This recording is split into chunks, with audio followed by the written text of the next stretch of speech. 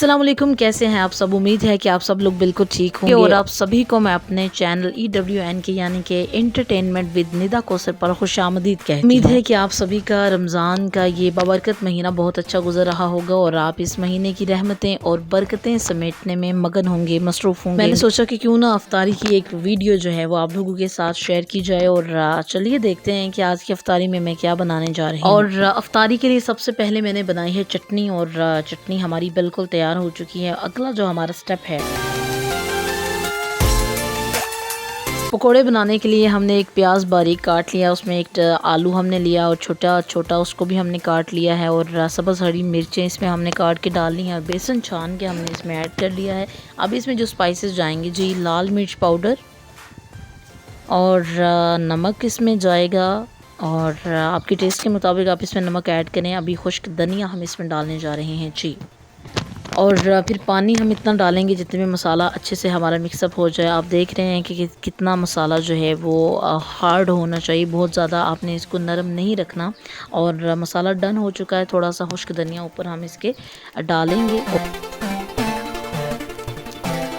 एक कढ़ाई में हम तेल डालेंगे जी, और तेल डालने के बाद हम उसको चूल्हे पे चढ़ा देंगे और जैसे ही हमारा तेल गर्म हो जाएगा उसमें हम ये तैयार करदा जो हमारा अमेज़ा है हम इसको डाल देंगे और पकोड़े हम तलना शुरू कर देंगे। आपकी मर्ज़ी है जी, आप हाथों से पकोड़े जो हैं वो तेल के अंदर डालें या फिर चम्मच की हेल्प ले लें। तो मैं हाथों की ज़रिए से, हाथों की मदद से जो है मैं इनको फ्राई करने लगी हूँ।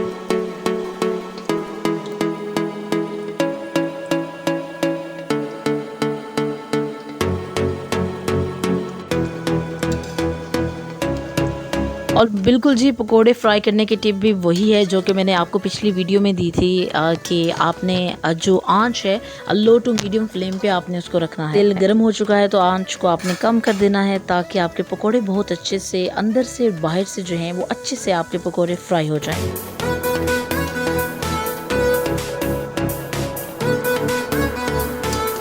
बिल्कुल, ये देखें जी, फाइनल रिज़ल्ट जो है वो आपके बिल्कुल सामने है। हमारे पकोड़ों का जो सुनहरा गोल्डन कलर है वो बड़ा अच्छा सा आ चुका है और बड़े ही अच्छे लुक वाइज भी, टेस्ट वाइज भी और क्रंची भी हैं। ठीक है, तो आप इस रेसिपी को फॉलो करें तो आपके पकोड़े भी सेम ऐसे ही बनेंगे।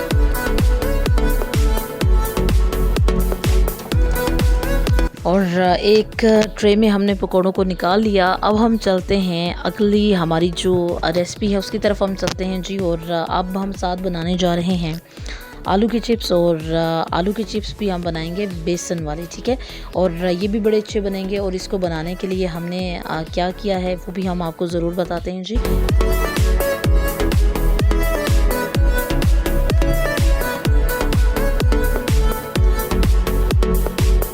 बेसन में मैंने लाल मिर्च पाउडर, नमक और खुश्क धनिया थोड़ा सा डाल के तो उसका गाढ़ा अमेज़ा मैंने तैयार कर लिया। और फिर आलू उसमें डाल के अच्छे से मिक्स करके कि बेसन जो है वो आलूओं के ऊपर अच्छे से चिपक जाए। उसके बाद हमने उसको फ्राई करना है और फ्राई करने के बाद फिर हम अफ्तारी में इनको इंशाल्लाह मज़े से खाएँगे जी। और हमारे बेसन के जो चिप्स हैं, फ्राइज़ हैं, वो भी हमारे बिल्कुल तैयार हो चुके हैं जी। माशाल्लाह देख सकते हैं आप इसकी जो लुक है अब वो कितनी आपको ज़बरदस्त नज़र आ रही है। ऊपर से क्रंची, इसके ऊपर जो बेसन लगा हुआ है वो कितना मज़ेदार लग रहा है, क्रंची लग रहा है। अब बारी आती है फ्रूट चाट की। आज के अफ्तारी में हमने फ्रूट चाट को भी इंक्लूड किया। जितने भी फ्रूट्स हमारे पास अवेलेबल हैं उनको हमने छोटे छोटे पीसेस में हमने काट लिया और खजूर इसमें छोटी छोटी पीसेस में काट के ऐड की है। ये हमारे पास किशमिश है, दो तरह की, एक ब्लैक है और एक नॉर्मल जो हम यूज़ करते हैं।